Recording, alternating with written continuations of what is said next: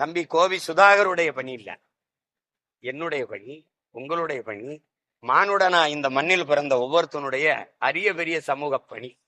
இதை முன்னோர்கள் செஞ்சாங்க, தொடர்ந்து செஞ்சாங்க, பேசினாங்க. எத்தனை சித்தர்கள், எத்தனை ஞானிகள், எவ்வளவு யோகிகள், எவ்வளவு அறிஞர்கள் பெருமக்கள் பாடுபட்ட பூமியில இன்னும் சாதிக்காக நம்ம கொலை செஞ்சுக்கிறோம்ங்கிறது சொல்லுங்க. இவன் இவன் கொலை பண்ணல, இனத்தை கொன்னான்ல லட்சக்கணக்கா, அவன்ல ஒருத்தனை கொல்லல. புரியுதா உங்களுக்கு? எங்கேயோ இருக்கான் பகைவன், ஆனா சொந்த ரத்தங்களை வெட்டி சேர்த்துக்கிட்டு இருக்கிறது இருக்குல்ல.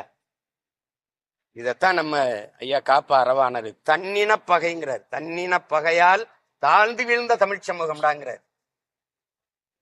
புரியுதா? அது ஒரு நோய் தான், அதை சரி பண்ணணும்.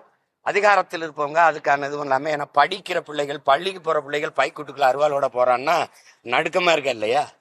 என்னடா ஒரு தலைமுறை இவ்வளவு நஞ்சா வளருதுன்ட்டு. அதனால அது கோபி சுதாகர் மேல வழக்கு போடுவதெல்லாம் அதெல்லாம் ரொம்ப இந்த சமூக தீண்டாமையை காட்டுது, சமூகத்தில் மேலங்கி இருக்கிற சாதிய கொடுமைகளை காட்டுது. பெருமை எதுல வேணாலும் இருக்கலாம், அதுல இருக்கக்கூடாது, சாதி மதத்துல இருக்கக்கூடாது.